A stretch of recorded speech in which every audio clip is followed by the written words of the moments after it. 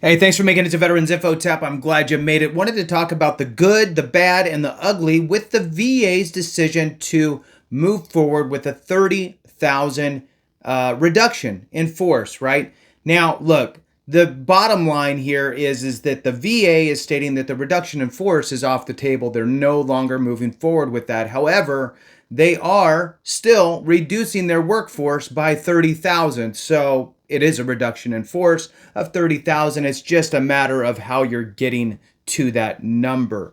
So before we jump into it, though, I wanted to throw on a special thank you to Johan. It's at SEH2I is the handle. Johan, thank you so much for the super comment, super chat. I really do appreciate your support so very much.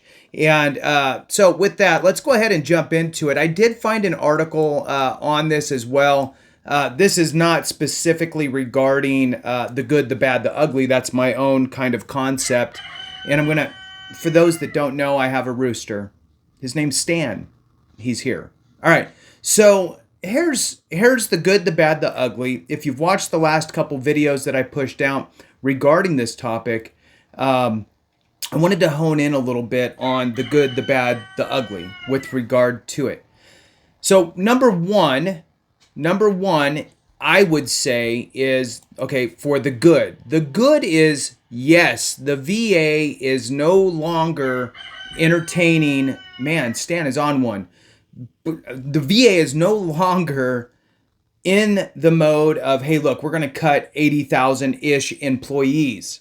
Okay, that's off the table. That specific reduction in force is no longer applicable. In my mind, and I've talked about this in the past, is, look, at some point, I think that the VA secretary is going to draw a line in the sand once he gets a handle on the VA. So I believe that that's what happened is he really realized where the cookie crumbled and understands what the levels are that he can work with to still function and bring value to veterans. Okay, so that's the good, is that the 80,000's off the table. The bad is we are still reducing 30,000. Now, I don't know really if it's bad or not. On its surface, it feels bad. I don't know if those 30,000 people bring any sort of value. I don't know if we're going to feel any impacts. I would think. I mean, that's a big number. I don't even know the percentage, 7% or so. So it's a big number to lose. Now, in my opinion, that could be the bad, right? Now, I get it from the other side of the fence on that is, look, you know, if you're a bloated agency and there's no purpose and people are just counting the things that the three people ahead of them counted, well, that's redundant and ridiculous. So I get it. But 30,000, again, is a gigantic number. So now let's go to the ugly in my mind. The ugly, and here it is, okay? Yes, the VA has said, nope, we're not going to do that 80,000 reduction in force. Sorry about that. And oh, by the way, we're on track to eliminate 30,000 full-time employees, okay, by the end of the fiscal year. And the VA actually said that. The VA's own statement in their news release is the Department of Veterans Affairs today, which was yesterday, as the recording of this, announced it's on pace to reduce the total VA staff by nearly 30,000 employees by the end of fiscal year 2025, eliminating the need for a large-scale reduction in force. Now, here's the thing. How are they doing it? Well, what they have decided is between federal hiring freeze, deferred resignations, retirement, and normal attrition. Those things have eliminated the need for the 80,000 RIF, and because the VA secretary, in my opinion, stepped forward and said, look, 30,000 is as much as we can do. And oh, by the way, we are on track to hit that 30,000 by the end of the year, fiscal year, the end of September. So here's the ugly. And I said this in the last administration as well. if for those that remember, many people have short memories on this stuff, and I get it. I mean, there's a lot of life going on.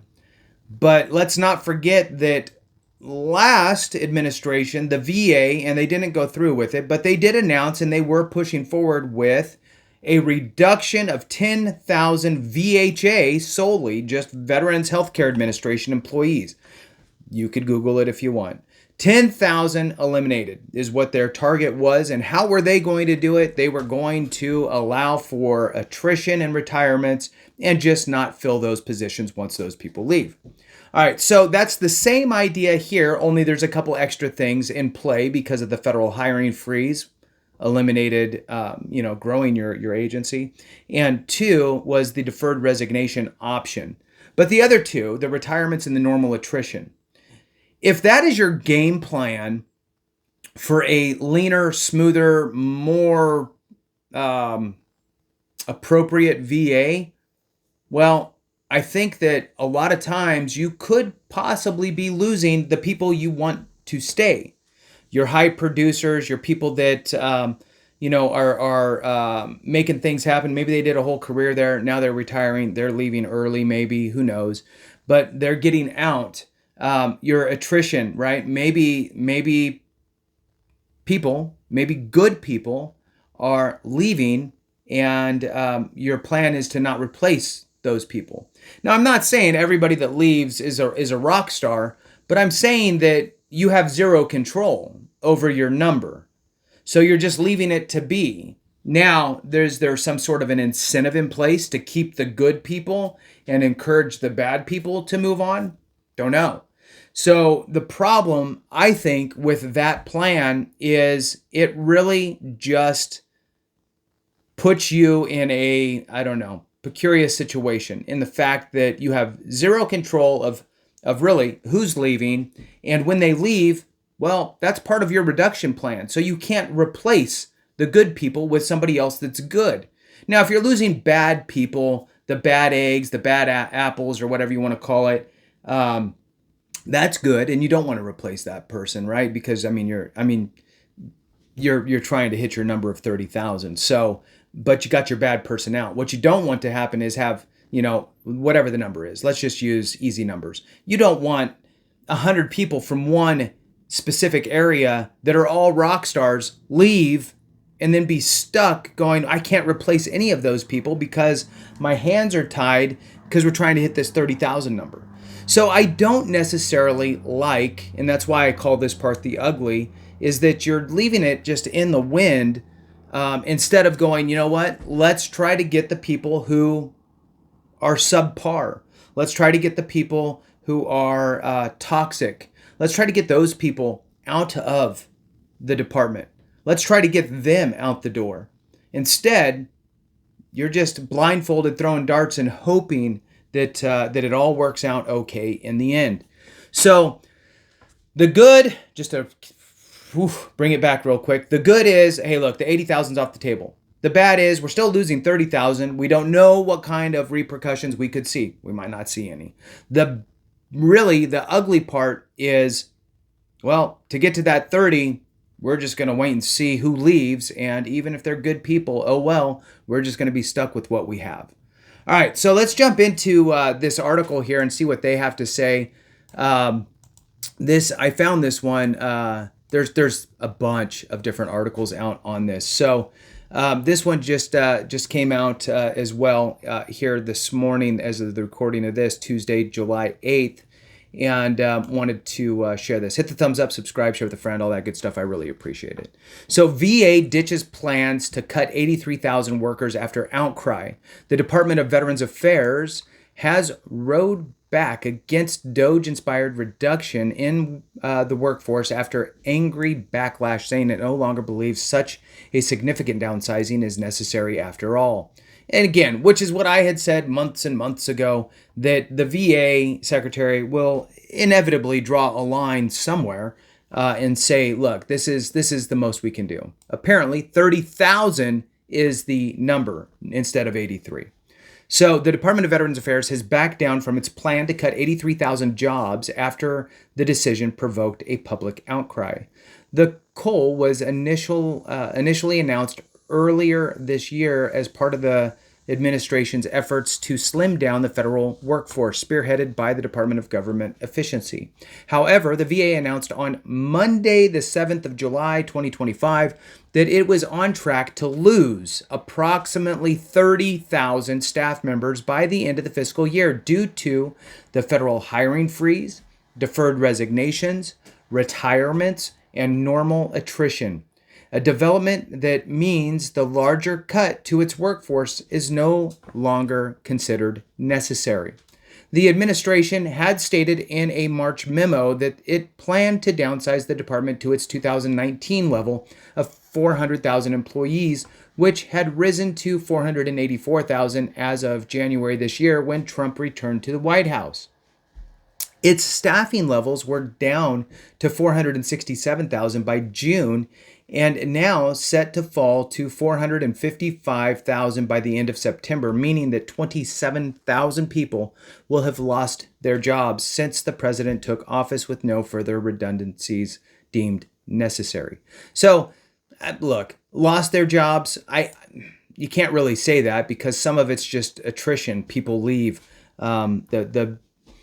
It's just the nature of business, right? And when you're talking about an organization of 400 and something thousand people, people quit, move on, they find other jobs, even within the federal government. So sometimes they just get their foot in the door and then pivot and move on. So yes, some people were forced out. Some people lost their jobs. Some people opted to take the deferred resignation. Some people retired. Some people just transitioned into another government agency. And some people left the government completely. All right, so while the VA Secretary, Doug Collins, had insisted the much bigger reduction in the workforce was tough but necessary, veterans advocacy groups warned that it would have devastating long-term consequences. Stan.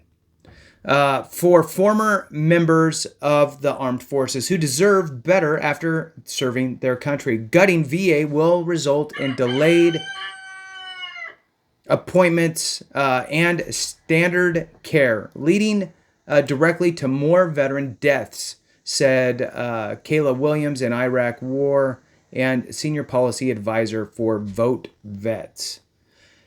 Connecticut Democrat Senator Richard Blumenthal, the ranking member of the Senate Veterans Affairs Committee, also slammed the plan as a gut punch and breathtaking in its potential significance and its malevolence and cruelty. Big words, hard to say. All right. Blumenthal was no happier with Monday's U-turn, insisting the structural change at the VA indicated it is bleeding employees across the board at an unsustainable rate because of the toxic work environment created by this administration and DOJ's slash and trash policies. Look, there's always going to be this political, pointing fingers and you this, you that. The reality is that it's always going to be that way. It's always going to bleed people. It's just the nature of the beast. The prior administration, again, their plan was to eliminate 10,000 employees by attrition. So there was a problem then. It's a problem now. It's always a problem. It's a lot of pointing fingers and a lot of political back and forths, which is frustrating. I totally understand. So let's move on. In this next piece, it appears that there's going to be some more finger pointing. All right, the atmosphere to which he alluded was reported earlier this year when the remaining staff at the department were said to be fearful, paranoid, and demoralized about their prospects. The veterans now check in and ask us how we are doing, a social worker at the hospital in Great Lakes region told the Washington Post in May. They see the news and they are aware of the circumstances and fearful of losing VA support that they depend on. VA spokesperson Peter K, because Kasperowski,